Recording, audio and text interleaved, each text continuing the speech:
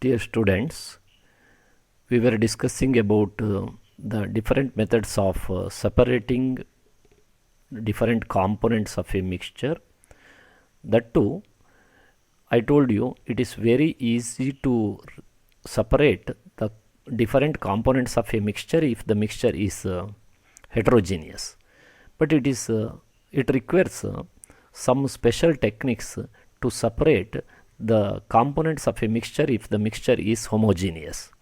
So I am going to discuss with you the another technique with which we can separate some of the solutes that are present in the solvents. So the technique we are going to discuss today is chromatography. Chromatography, the word means chroma. Chroma refers to color. This technique was first used to separate the different components that are present in the colors.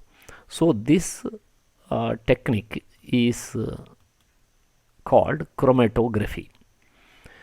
So chromatography is a technique which is used to separate those solutes of a mixture which are soluble in same solvent. Consider there are different solutes. All these solutes are soluble in the same solvent. So in such cases, the dissolved solutes can be separated by using this method. So the main principle adopted in this method of separation is absorption. Absorption is the technique used here. Let us discuss how we can separate colors or different color materials or solutes present in ink. So let us discuss the method here. Method of separation of color by chromatography. Take a thin strip of filter paper. Filter ಪೇಪರ್ನ ಒಂದು ಸಣ್ಣ ತೆಳುವಾದಂತಹ ಪಟ್ಟಿಯನ್ನು ತೆಗೆದುಕೋಬೇಕು. Put a small drop of ink at the centre of the strip. ಆ ಪಟ್ಟಿಯ ಮಧ್ಯದಲ್ಲಿ ಒಂದು ಸ್ಕೆಚ್ ಪೆನ್ನಿನ ಇಂಕಿನ ಒಂದು ಡ್ರಾಪನ್ನು ಇಡ್ರಿ. ನಾವು dip the filter paper such that the drop of the ink is just above the water level. ಈಗ ನೀವೇನು ಆ ಸ್ಟ್ರಿಪ್ಪಿನ ಮಧ್ಯದಲ್ಲಿ ಇಂಕಿನ ಮಾರ್ಕ್ ಮಾಡಿದ್ರೋ ಆ ಇಂಕಿನ ಮಾರ್ಕು ನೀರಿನ ಮೇಲೆ ಇರುವ ಹಾಗೆ ಆ ಸ್ಟ್ರಿಪ್ಪನ್ನು ಫಿಲ್ಟರ್ ಪೇಪರ್ ಸ್ಟ್ರಿಪ್ಪನ್ನು we have to hang. As filter paper absorb water, ಅದು ನಿಮ್ಗೆ ಗೊತ್ತಿದೆ, ಫಿಲ್ಟರ್ ಪೇಪರ್ ಚೆನ್ನಾಗಿ ನೀರನ್ನು ಹೀರ್ಕೊಳ್ತದೆ. The colour components that is more soluble in water rises faster than the colour material that dissolves less in the water. ಈಗ ಅದರಲ್ಲಿ ಎರಡು colour ಇದೆ ಅಂದರೆ ಯಾವುದು ನೀರಿನಲ್ಲಿ ಚೆನ್ನಾಗಿ ಕರಗ್ತದೋ ಅದು ನೀರಿನಲ್ಲಿ ಆ ಸ್ಟ್ರಿಪ್ನಲ್ಲಿ ಫಿಲ್ಟರ್ ಪೇಪರ್ ಸ್ಟ್ರಿಪ್ನಲ್ಲಿ ಮೇಲೆ ಹೋಗ್ತದೆ. ಯಾವುದು ಕಡಿಮೆ ಕರಗ್ತದೋ ಅದು ಸ್ವಲ್ಪ ನಿಧಾನವಾಗಿ ಮೇಲೆ ಇರ್ತದೆ. ಕೊನೆಯಲ್ಲಿ ಆ ಎರಡೂ ಸಾಲ್ಯೂಟ್ಗಳು ಕೂಡ ಸೊಲ್ಯೂಷನ್ನಿಂದ ಪ್ರತ್ಯೇಕ ಆಗ್ತದೆ. So in this method, in this way the colour components that are present in ink can be separated. Let us now discuss the different applications of chromatography. The first application we are going to discuss is chromatography is used for separate the colors in a dye. ಬಣ್ಣದಲ್ಲಿ ಪೇಂಟ್ನಲ್ಲಿ ಇರುವಂತಹ ಬೇರೆ ಬೇರೆ ಬಣ್ಣಗಳನ್ನು ಪ್ರತ್ಯೇಕ ಮಾಡಲಿಕ್ಕೆ ಬಳಸ್ಬೋದು. To separate pigments from the natural colour. Natural ಕಲರ್ನಲ್ಲಿ ಇರುವಂತಹ ಡಿಫರೆಂಟ್ ಪಿಗ್ಮೆಂಟ್ಸ್, ಬೇರೆ ಬೇರೆ ವರ್ಣಕಗಳನ್ನು, ಬಣ್ಣದ ವಸ್ತುಗಳನ್ನು ಪ್ರತ್ಯೇಕ ಮಾಡಲಿಕ್ಕೆ ಈ ಮೆಥಡ್ ಬಳಸ್ಬೋದು. To separate drugs from the blood. ಈಗಾಗಲೇ ಬ್ಲಡ್ನಲ್ಲಿ ರೋಗಿಗೆ ಔಷಧಿಯನ್ನು ಕೊಡ್ತಾ ಇದ್ದರೆ ಅವನ ರಕ್ತದಲ್ಲಿರುವಂತಹ ಡ್ರಗ್ಸ್, ಔಷಧಿಯನ್ನು ಪ್ರತ್ಯೇಕ ಮಾಡಲಿಕ್ಕೂ ಕೂಡ ಕ್ರೊಮಟೋಗ್ರಫಿಯನ್ನು ನಾವು ಬಳಸ್ಬೋದು. So how can you separate a mixture of two miscible liquids? If two liquids are miscible, ಒಂದ್ರ ಜೊತೆ ಒಂದು ಸಂಪೂರ್ಣವಾಗಿ ಸಮ್ಮಿಲನ ಹೊಂದಿದರೆ ಅಂತಹ ಮಿಕ್ಸ್ಚರ್ಗಳಿದ್ದರೆ ಅವುಗಳನ್ನು ಸಪರೇಟ್ ಮಾಡೋದು ಹೇಗೆ ಅಂತ. We have already studied the separation of mixture in which two immiscible liquids are the components. ನಾವು ಸೆಪರೇಟಿಂಗ್ ಫನಲ್ ಮೆಥಡ್ ತಗೊಂಡು ಎರಡು ಇಮ್ಮಿಸಿಬಲ್ ಲಿಕ್ವಿಡನ್ನು ಸಪರೇಟ್ ಮಾಡಿದ್ದೀವಿ. it was very easy to separate immiscible liquids because there is a clear-cut boundary or clear-cut separation line between the two liquids, oil and water mixture we have taken. It was very easy to separate oil and water mixture with the help of separating funnel. But now we have taken a mixture of two miscible liquids. For example, water and alcohol mixture can be taken as an example for miscible liquid. Alcohol ಮತ್ತು ನೀರಿನ ಮಿಶ್ರಣವನ್ನು ನಾವು ಮಿಸ್ಸಿಬಲ್ ಲಿಕ್ವಿಡ್ಗೆ example ಆಗಿ ತೆಗೆದುಕೊಳ್ಬೋದು. ಅಂತಹ mixture ನಮಗೆ ಸಿಕ್ಕಿದರೆ, ಎರಡೂ ಲಿಕ್ವಿಡ್ ಇದ್ದರೆ, ಎರಡೂ ಒಂದ್ರ ಜೊತೆ ಒಂದು ಚೆನ್ನಾಗಿ ಬೆರ್ತಿದ್ರೆ, so we have to go for different techniques to separate the components of a mixture.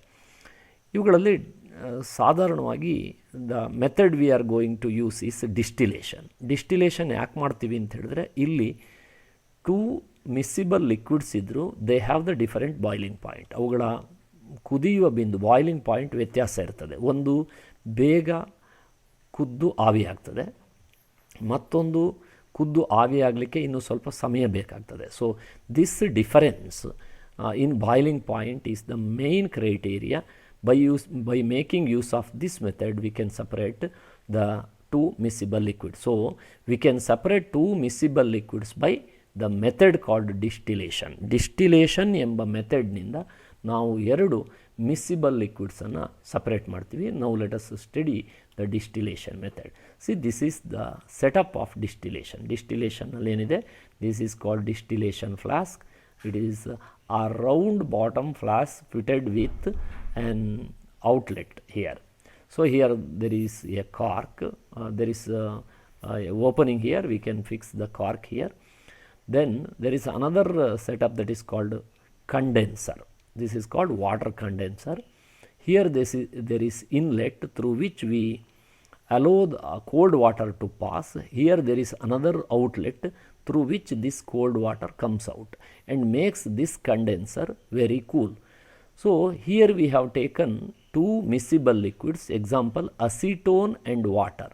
Acetone and water mixture is homogeneous mixture.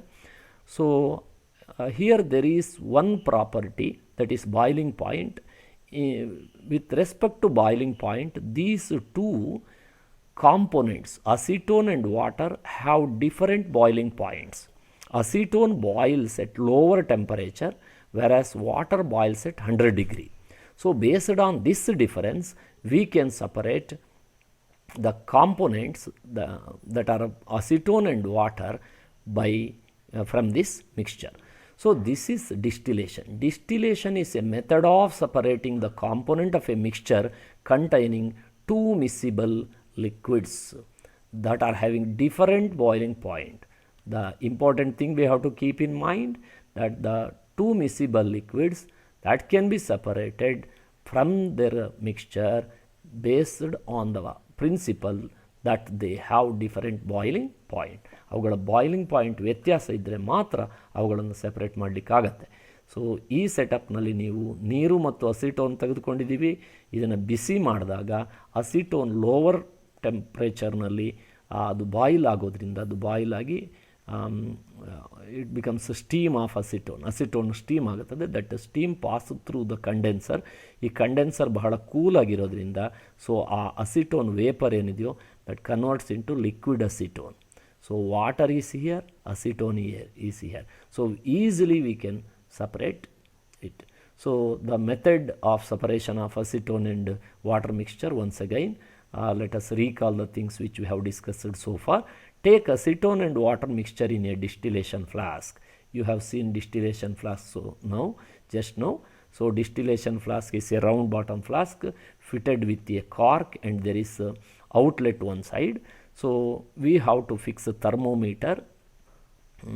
We have to fix the thermometer to the cork and fix the cork to the opening of the distillation flask. Arrange the setup as shown in the picture. We have just seen it. Heat the mixture slowly. We have to heat it very slowly, gently. As acetone have low boiling point. ಅಸಿಟೋನ್ನ boiling point ಬಹಳ ಕಡಿಮೆ ಇರೋದ್ರಿಂದ ಅದು ಬೇಗ ಆವಿ ಆಗ್ತದೆ and it produces vapours and these vapours condense in the cold water condenser. Cold water ಕಂಡೆನ್ಸರ್ನಲ್ಲಿ ಅದೇನಾಗುತ್ತೆ, ಕೋಲ್ಡ್ ವಾಟರ್ ಕಂಡೆನ್ಸರ್ನಲ್ಲಿ ಅದು ಕಂಡೆನ್ಸ್ ಆಗ್ತದೆ. By condensation of acetone condensation ಅಂದರೆ ಸಾಂದ್ರೀಕರಣ, ತಂಪು ಮಾಡೋದ್ರಿಂದ we get the liquid form. Acetone liquid ಫಾರ್ಮಲ್ಲಿ ಸಿಗುತ್ತೆ. It can be collected in a beaker and water is left behind the distillation flask. Water distillation ಫ್ಲಾಸ್ಕಲ್ಲಿ ಉಳ್ಕೊಂಬಿಡ್ತದೆ. So that we can separate acetone and water. Next, application of ಡಿಸ್ಟಿಲೇಷನನ್ನು ಎಲ್ಲೆಲ್ಲಿ ಬಳಸ್ತೀವಿ ಅನ್ನುವಂಥದ್ದು. Application ಅಂದರೆ uses. Distilled water you are familiar with. ಬ್ಯಾಟ್ರಿನಲ್ಲಿ distilled water ಅಂತ ಬಳಸ್ತಾರೆ. ಆ ಡಿಸ್ಟಿಲ್ಡ್ ವಾಟರನ್ನು ನೀವು ನೋಡಿದರೆ that distilled water is prepared by the distillation of water. ಸಾಧಾರಣ ವಾಟರ್ನ ತೆಗೆದುಕೊಂಡು ಅದನ್ನು ಬಿಸಿ ಮಾಡಿದಾಗ ಮಿನರಲ್ಸ್ ಎಲ್ಲ ಡಿಸ್ಟಿಲೇಷನ್ ಫ್ಲಾಸ್ಕಲ್ಲಿ ಉಳ್ಕೊಂಡು water, pure water, 100% pure water evaporates ಆಗಿ ಆ ವೇಪರ್ಸ್ ಕಂಡೆನ್ಸಿಂಗ್ ಟ್ಯೂಬ್ನಲ್ಲಿ ಬರುವಾಗ, ಆ ವಾಟರ್ ಕಂಡೆನ್ಸಿಂಗ್ ಟ್ಯೂಬಲ್ಲಿ ಬರುವಾಗ ಅಲ್ಲಿ ಕಂಡೆನ್ಸ್ ಆಗಿ ಲಿಕ್ವಿಡ್ ರೂಪಕ್ಕೆ ಬರುತ್ತದೆ.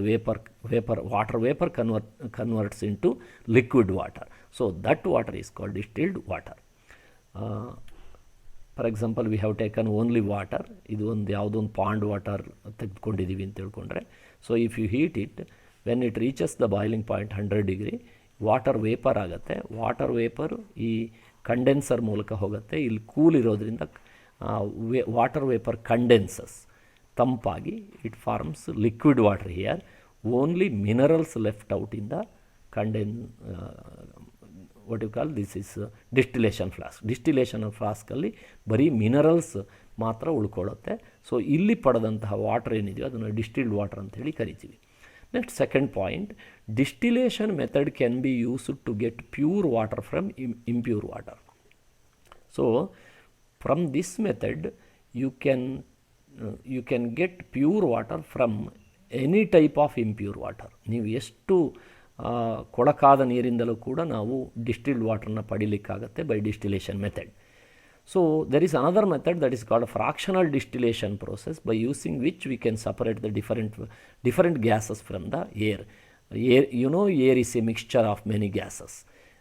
ಏರ್ ಅನ್ನುವಂಥದ್ದು ಅನೇಕ ಗ್ಯಾಸ್ಗಳ ಮಿಕ್ಸ್ಚರ್ ಅಂತ ನಿಮ್ಗೆ ಗೊತ್ತಿದೆ. ಅದನ್ನು ನಾವು ಏರನ್ನು ಏನು ಮಾಡಬೇಕು, ಫಸ್ಟ್ ಕಂಡೆನ್ಸ್ ಮಾಡಬೇಕು. ಅದನ್ನು ಹೈ ಪ್ರೆಷರ್ ಹಾಕಿ ಅದ್ರ ಮೇಲೆ, ದೆನ್ ಲೋ ಟೆಂಪರೇಚರ್ ಮಾಡಿದಾಗ air can be obtained in the form of liquid. Air liquid ಫಾರ್ಮಲ್ಲಿ ಬರುತ್ತೆ. Then you have to heat it. ಅದನ್ನು ನೀವು ಬಿಸಿ ಮಾಡಿದಾಗ ಅದರಲ್ಲಿ ಯಾವುದು ಲೋವರ್ ಬಾಯ್ಲಿಂಗ್ ಪಾಯಿಂಟ್ ಇದೆಯೋ ಅದು ಫಸ್ಟ್ ಬಾಯ್ಲ್ ಆಗುತ್ತೆ, ದೆನ್ ಇವಾಪರೇಟ್ ಆಗುತ್ತೆ, ವೇಪರ್ಸ್ ಆಗುತ್ತೆ, and it will be collected in the fractional distillation at different areas, different levels. Then next, in second lowest ಏನು ಬಾಯ್ಲಿಂಗ್ ಪಾಯಿಂಟ್ ಹೊಂದಿರುವಂಥದ್ದು ಇದೆಯಲ್ಲ, that will be evaporated at second step, and it will be collected in different levels in the fractional distillation. So ಒಂದೇ fractional ಡಿಸ್ಟಿಲೇಷನಲ್ಲಿ ಒಂದು ಸಾಲ್ವೆಂಟ್ನಲ್ಲಿ ತುಂಬ ಮಿಸ್ಸಿಬಲ್ liquids ಇದ್ದರೆ that can be separated. So ಇದು ಸಾಮಾನ್ಯವಾಗಿ ಪೆಟ್ರೋಲಿಯಂನಲ್ಲಿ ಹಾಗೆ ಮಾಡ್ತೀವಿ. ಪೆಟ್ರೋಲಿಯಂನಲ್ಲಿ ಡೀಸೆಲ್ ಇದೆ, ಕೆರೋಸಿನ್ ಇದೆ, ದೆನ್ ಪೆಟ್ರೋಲ್ ಇದೆ.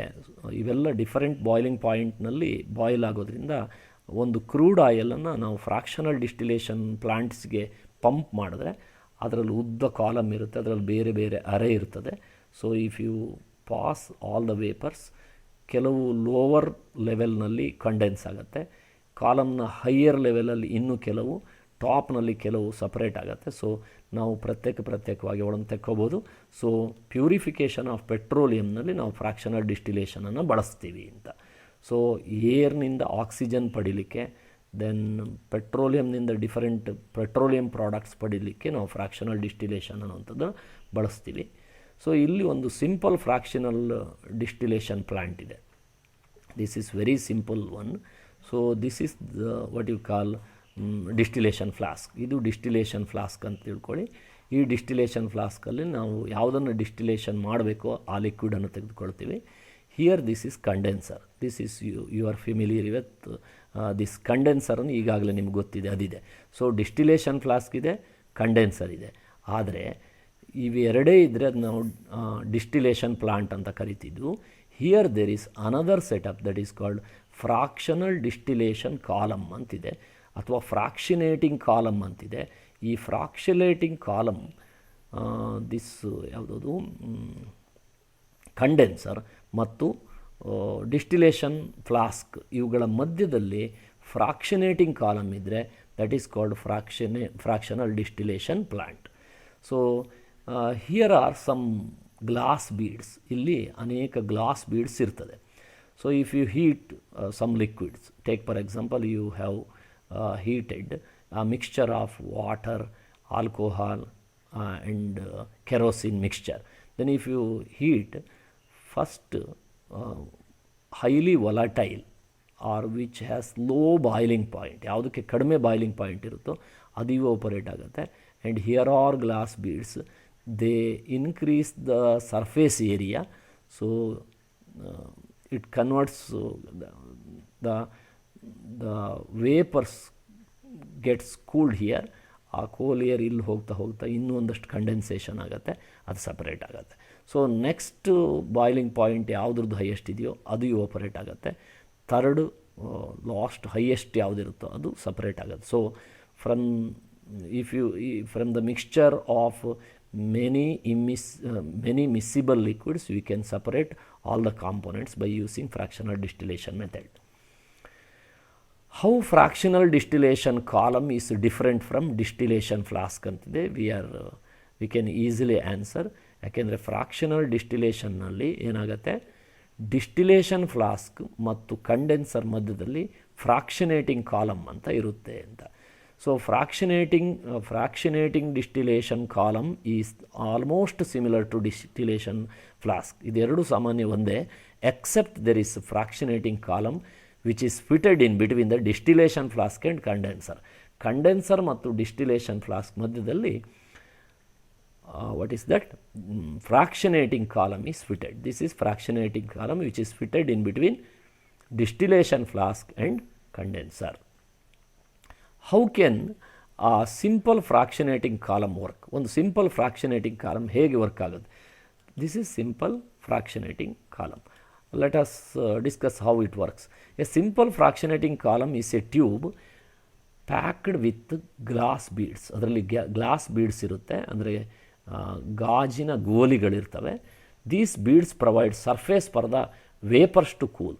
ಇದು ಆ ವೇಪರ್ಸನ್ನು ಕೂಲ್ ಮಾಡಲಿಕ್ಕೆ ಹೆಚ್ಚಿನ ಸರ್ಫೇಸ್ ಏರಿಯಾ ಅಂದರೆ ವಿಸ್ತೀರ್ಣವನ್ನು ಒದಗಿಸ್ತದೆ. ಸೊ ಕಂಡೆನ್ಸೇಷನ್ ಅಲ್ಲೇ ಸ್ಟಾರ್ಟ್ ಆಗುತ್ತೆ. And there is condenser also.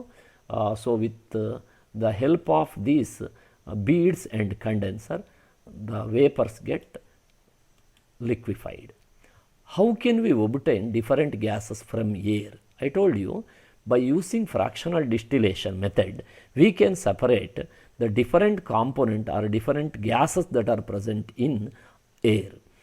Air is a homogeneous mixture and it can be separated into its component by fractional distillation method. This I told you. If we want to separate, for example, oxygen we have to separate from air. ಗಾಳಿಯಿಂದ oxygen separate ಮಾಡಬೇಕು ಅಂತಿದ್ದರೆ we have to compress by high pressure and we have to provide low temperature to get liquid air.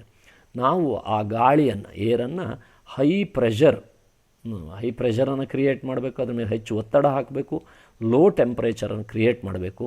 ಆಗ gaseous ಫಾರ್ಮ್ನಲ್ಲಿದ್ದ ಏರು liquid ಫಾರ್ಮ್ಗೆ ಬರ್ತದೆ. This liquid air is allowed to warm. ಈಗಿನ ಬಿಸಿ ಮಾಡ್ತಾ ಹೋಗಬೇಕು ಸ್ಲೋಲಿ.